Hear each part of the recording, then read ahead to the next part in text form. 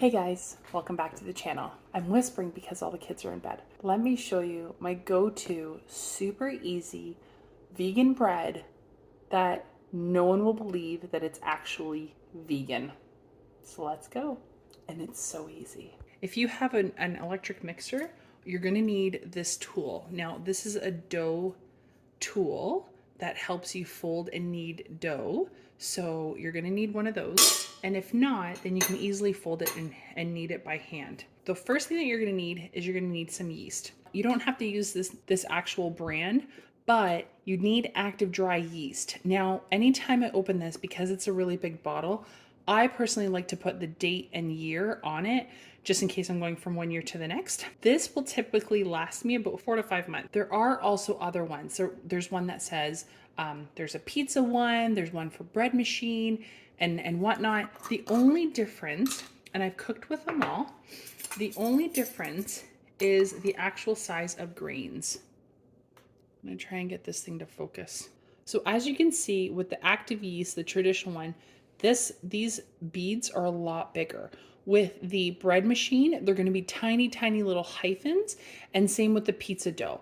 I don't see a difference, and I've tried with all of them. This also comes in little packets. In the packets, there's 2 1/4 teaspoons in one of those little packets, and they're usually sold like with like 3 attached to each other.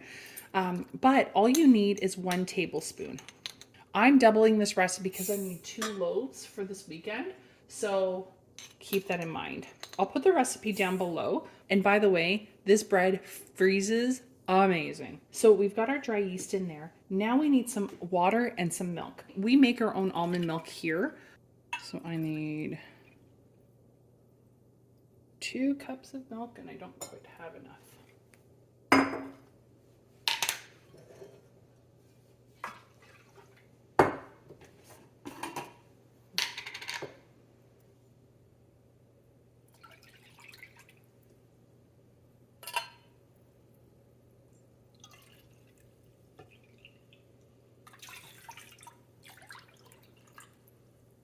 And I need 1 cup of water.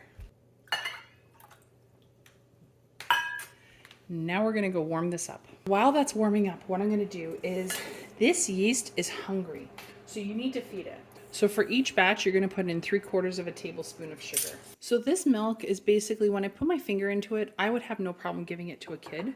If you do wanna use a thermometer, aim for about 110 to 115 degrees. What you're wanting to achieve here is you need to wake it up and you need to activate the yeast. So I'm just gonna spin this around. We need to let this rest for about 10 minutes. While we wait, I always like to keep these covered. And in the meantime, I'm gonna get all my other ingredients and I'm gonna put this stuff away. I'm going to show you guys what it looks like after 10 minutes. The timer just went off, and you can see that it looks completely different than it did before. You want to see that it's poofed up nicely, but if your yeast happens to be old, it won't do this after 10 minutes. So if you don't see this after 10 minutes, no matter what you do, your bread will not rise and it will not work. You need fresh yeast, and it needs to look like this because that means that the yeast has woken up after the 10 minutes. The next thing that we need to do is, now remember, I'm doubling this recipe. I'm going to be putting in 2 tablespoons of oil, and because I'm doubling it, I'm going to be doing 3, 4. Now for this, you can put a pinch of salt in for each loaf of bread that you're doing. I omit this completely. All right, the next thing I'm gonna do is I'm gonna attach this guy. I'm gonna make sure that he's on there pretty good. You're gonna slowly start incorporating your flour.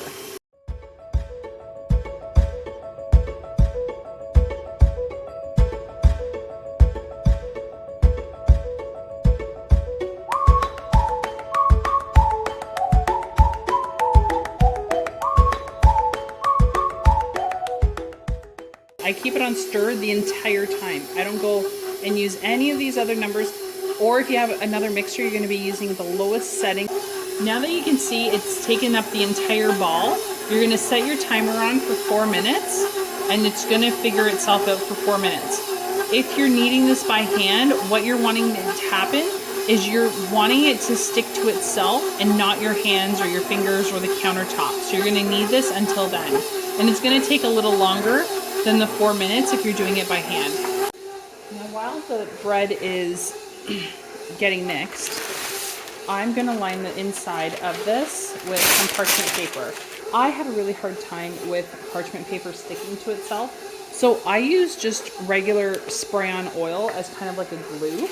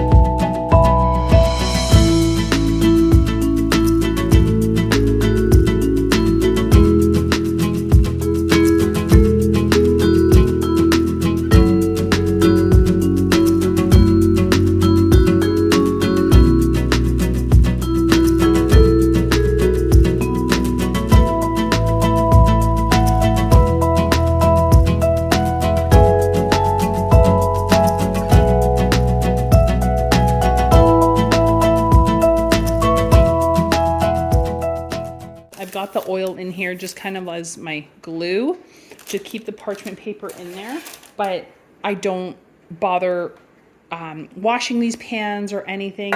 And I get about 10 loaves out of each one before I need to change out the paper. And even then some, like if it doesn't look like it's tattered or if it's ripped or anything, I just keep using it till it literally falls apart, and there's never been a problem. So my dough has been kneading for 4 minutes. So I'm just gonna pull this guy out. And you can see that it comes off of the hook really nicely, and there's nothing on the hook. I'm just gonna pull this out of here. And you can see, like, that's when you know it's good bread. If your dough is sticking to itself, or if it's really runny, you've added too much water or milk,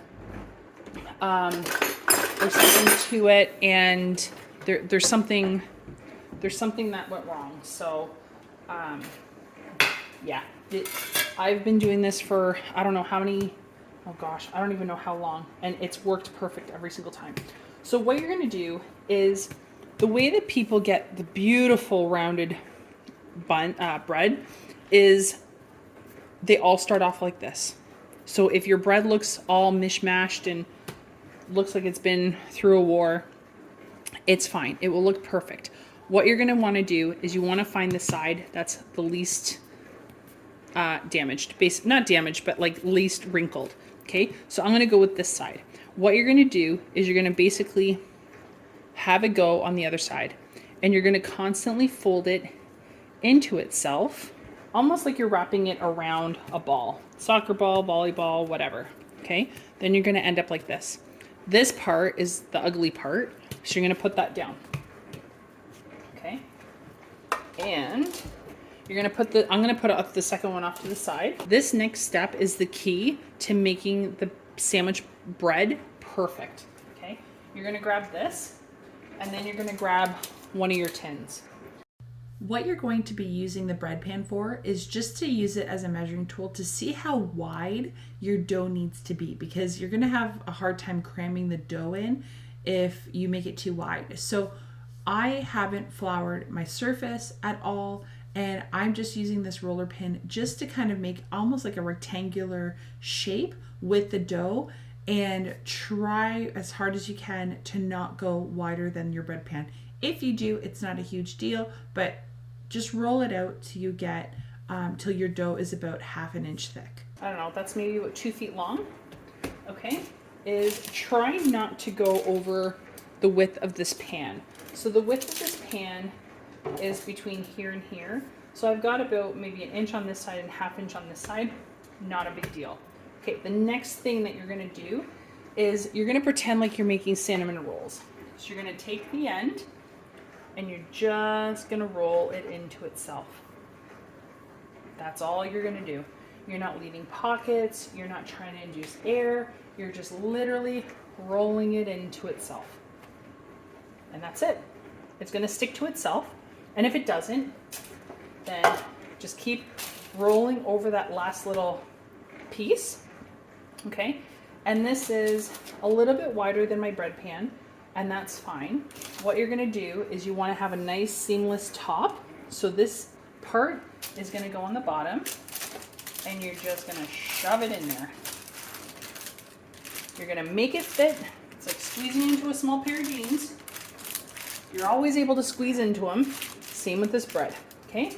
And you're just gonna smush it down a little bit. You're not gonna go crazy, but you want it to be able to eat up that space because it's always gonna be a little bit more slender on the outside than it is in the middle. So you just want to push it a little bit and encourage it into those corners. You don't have to cover this, but I just like covering them because I don't have to worry about, you know, dog hair getting in or the kids poking holes in it. Well, they're sleeping now, but during the day.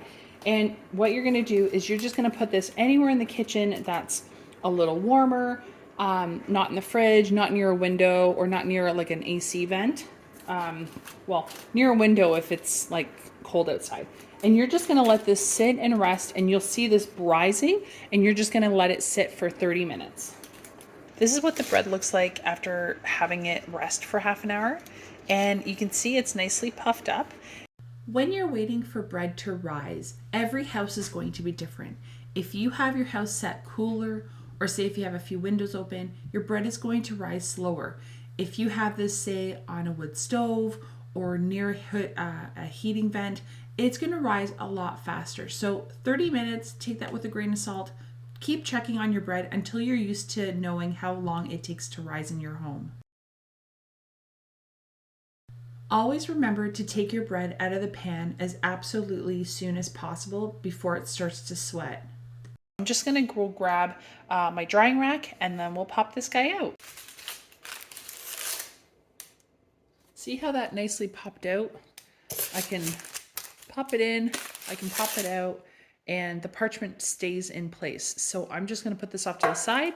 It's gonna cool down. Tomorrow morning, I'm gonna put it back underneath the stove, and there we have it. It's got a little bit of the signs of the parchment paper, but other than that, it's a beautiful, beautiful loaf. You can see that's where we folded it in, but it's gorgeous. And